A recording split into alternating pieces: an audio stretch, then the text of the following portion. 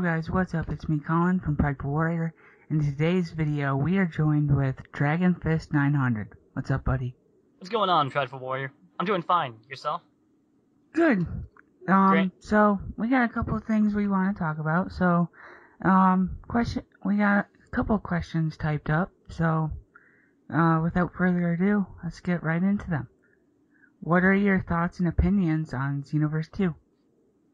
Well, based on the gameplay that we have been shown, it looks very well refined, especially with the, now,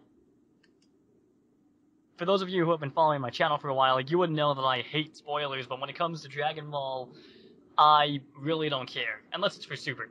But, unless it's for Super, then I get mad.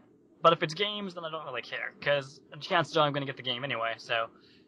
But, in terms of, I actually made a video on what I think should be in Xenoverse 2, like, a few months before the game was even announced, by Bandai and Dimps. And so, based on what the gameplay, based on both the trailers and the gameplay that was shown at E3, which I made a live reaction video to,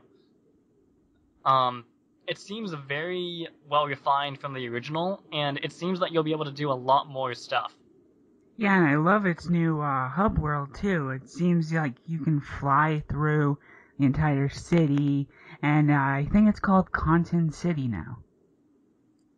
Interesting title. Yeah, it's just really cool. I love it. It's gonna be worth it. Yeah, but the Xenoverse 2, I believe, is going to be it's possibly going to be even better received than its predecessor was. That's my prediction. Yeah, they always need the first game to make the others better.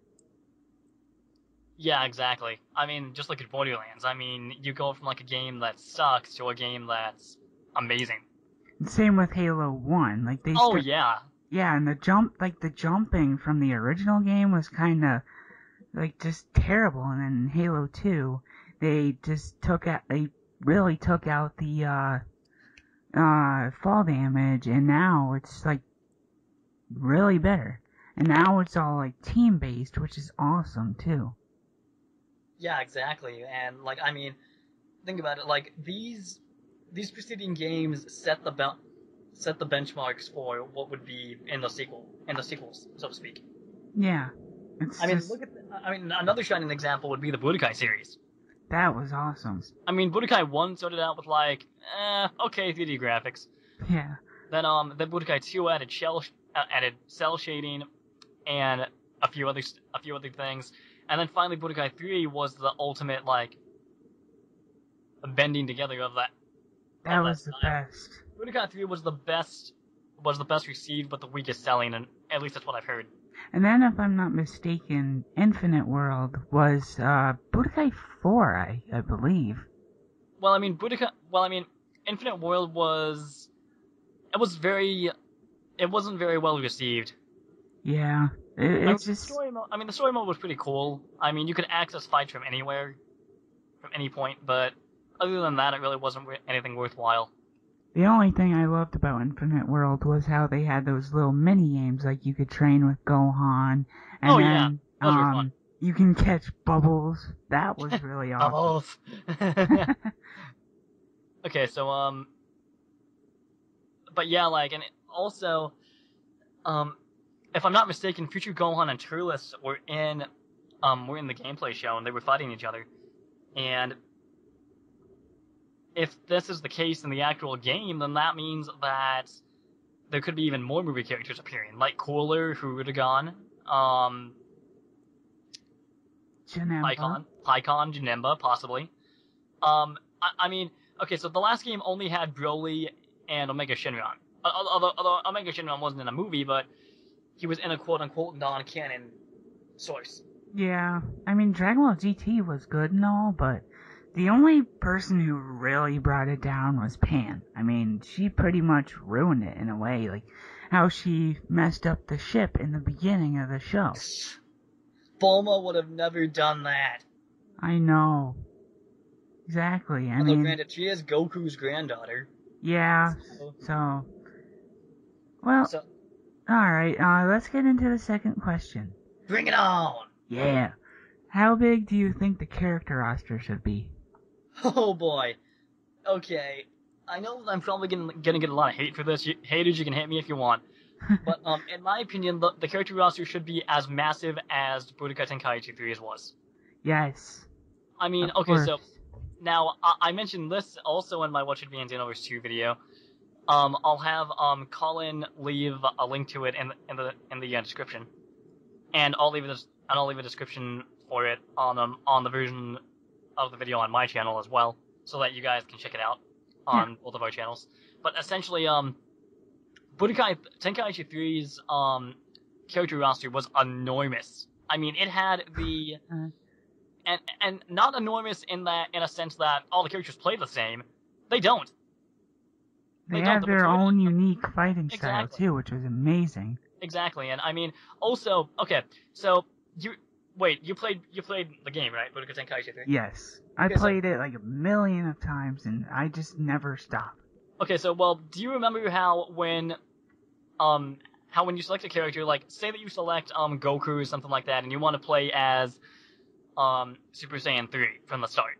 Yes. So you click on Goku's base form, and then there are all these, well, not really palette swaps, but like forms that you can pick. So like there's Super Saiyan 1, although it also depends on what version of Goku you pick. But if you pick Goku and you get Super Saiyan 1, Super Saiyan 2, Super Saiyan 3, and I believe one more, if I'm not mistaken. Yeah, it was Super Saiyan 1, Super Saiyan 2, and Super Saiyan 3, and then it was Vegito, and then Gogeta, if I'm not mistaken. Vegito was my favorite character to play as. Yes. I loved Gogeta, though. He was just pretty much OP as hell. One thing that I would have loved to see, though, in Budokai Tenkaichi 3 would have been a what-if battle between Vegito and Gogeta in story mode, like the Rage and Blast games had. Yes, Rage and Blast 1 was awesome. I never played it, but I've seen people who have. Yeah, I just loved its story, too. But yeah, like a character roster akin to BT3's would not only increase the replayability value, but it would also give the transformation some weight. Because okay, so in the first Xenoverse game, Super Saiyan was basically a power up, and it was done from an ultimate slot. That's not how it should be done at all, in my opinion.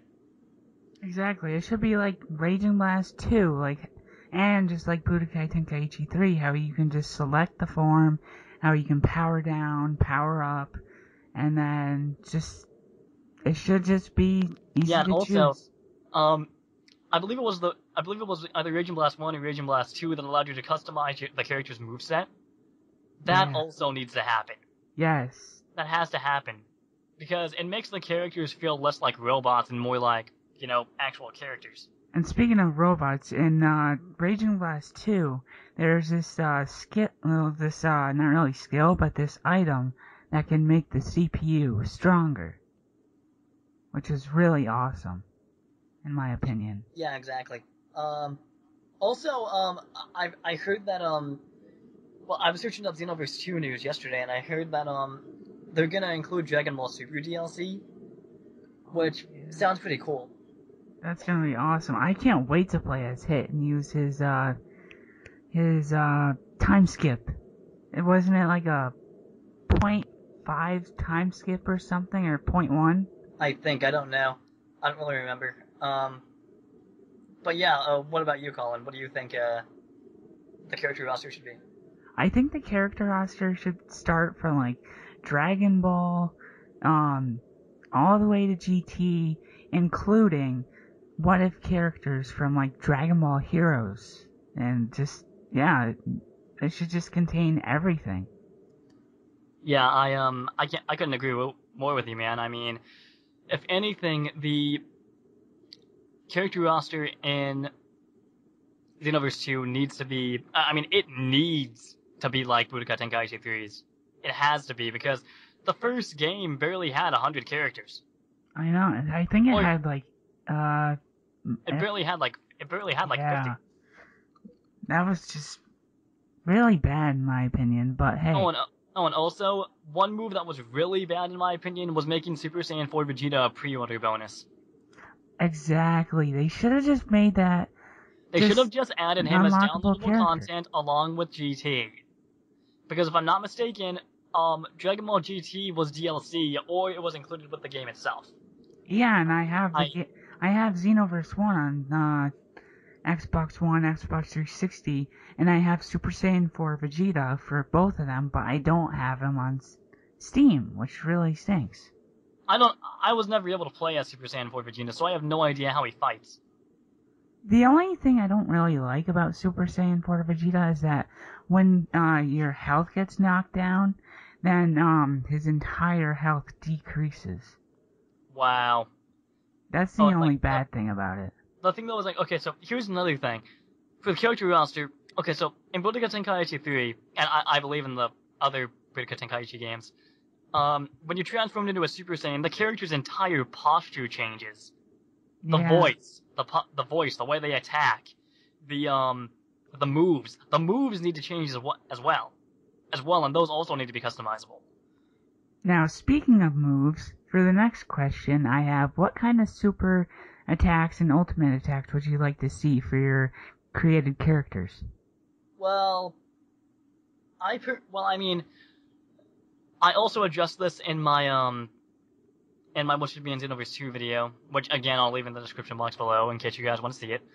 I basically used the analogy of a pool that you could jump into, which was pretty bad. But what I mean by this is, say that you could take the Okay, so name a super attack in Z. That you really like. I really love 100 times Big Bang Kamehameha. Okay, so say that you could take the power from the 100 times Big Bang Kamehameha and combine it with the Spirit Sword. Oh, God. Or the Gallic Gun, or something like that. That would not only change the color of the move, but it would also give it its own flavor, in a way. Exactly. In a way, and they would, and with the Z-Soul system and the clothing system, you should also be able to customize your moves. Yes. Your moves like that. Now, I'm not saying that these moves wouldn't be overpowered. I mean, there are going to be some overpowered moves, but overpowered moves is what makes builds anyway. Exactly. And it's what makes it fun. Yeah. I mean, what's the point of continuing to play a game if you don't have something to strive towards? Totally. I mean, it's just awesome. I love the super attacks we have now, and I'd love to see more added later on. Exactly. Like, for example, I would love to see Black Goku's his energy ball. It's like black and yellow, and that's really awesome. And then his purple Kamehameha, which that is just... Yeah, exactly. It's indescribable. It's just too awesome. Yeah, exactly. What's your next question, Colin? What was the first Dragon Ball game you've ever played, and what were your thoughts about it? Well, the first Dragon Ball game that I ever played was Sagas for the GameCube, and it's not very well received at all. Yeah. It's trash.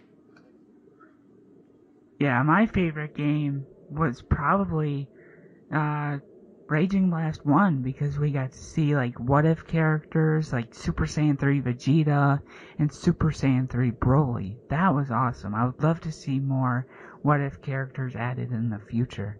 Oh wait, you asked what was my favorite? I thought you said what was the first. What was the first and your favorite? Oh, the first and my favorite. Okay. Well, the first one I ever played was Sagas. I don't want anyone watching this video to think that my favorite game was Sagas. No. My favorite game from the Dragon Ball franchise would probably have to be Budokai Tenkaichi 3. Nice. Yeah, that was perfect. That was the quintessential Dragon Ball game. The only game I didn't really like so much was Dragon Ball Ultimate Tenkaichi, because it was just like a rock paper scissors type game. Plus all of your, like, every battle's victory was based on how much ki you have, and that's not really fun. Yeah, and like when you had to do those boss battles, you pretty much had to get every single quick time action right, or else you'll lose health. And that won't be good at all for like exactly. really OP boss battles like not Super Janemba, but Fat Janemba, and Hyrudegarn. And my most hated boss battle probably was Core Cooler. It's I forgot what it's just the cooler that pretty much strangled Goku and Vegeta in that was Metacooler, I think. And I think his character that was a pretty good movie. Yeah, I loved it. It was awesome. Alright, for the final question. Do you think Xenoverse 2 is worth the hype? What do you mean? Like, do you think it's worth all the promotional, like the advertisements and stuff? Yes. Honestly, yes, I do. Because, I mean, promotion is how you get people to play anyway, but, Xenoverse, the first Xenoverse game came completely out of nowhere. I know. I don't really know if there were any spoilers for it or anything, because I wasn't really that into the internet and everything then, when it came out. Although I was still doing YouTube stuff, but I wasn't looking for anything, like, Xenoverse specific. But, the first Xenoverse came out of nowhere, and that brought a lot of good things to the table, but it also brought its fair share of bad things, along with those good things. Masayuki is just doing a lot of good things for Xenoverse 2. I just can't wait to see it. Yeah, exactly, and now with this new series coming out, I think that, and with Toriyama once again in the driver's seat. I mean, he came out of retirement because he saw Dragon Ball Evolution and he thought it was really bad, which in aspect it was very, very bad. Oh, don't even get me started there. Little known fun fact: the reason why Toriyama even agreed to make Battle of Gods and Resurrection F was because he wanted to get revenge on the people that made Evolution. Exactly. And the annoying part is about Dragon Ball Evolution, they actually made a game too. Yeah, exactly. And that was just don't get me started. I can go on so many topics of just hate about that game and the movie itself. Yeah, I have the movie myself, and I might actually do a little skit of destroying it. If you guys want me and Colin to do a completely destroyed, completely destructive review of Dragon Ball Evolution, then please leave your thoughts in the comments section if you think we should or not. Because that will be a lot of fun to put together. Exactly. Because we both have a lot to say on the matter, but we won't. But in my opinion, I won't actually give my 2 cents on the movie unless you guys want me to do it. Yes.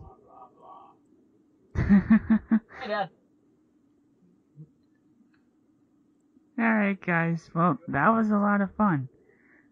Be sure to leave a like and subscribe for more. And if you'd like to see Dragon Fist 900 in the future, well, then just please comment. No worries. Alright. You want to say something for the outro, bro? Yeah, guys. Check out if you're watching this on my channel, check out Colin. He's a really good YouTuber. He's made Budokai 1 games, and they're pretty impressive. I wish I was as skilled with recording from consoles as he is, but I'm not that technologically advanced. So,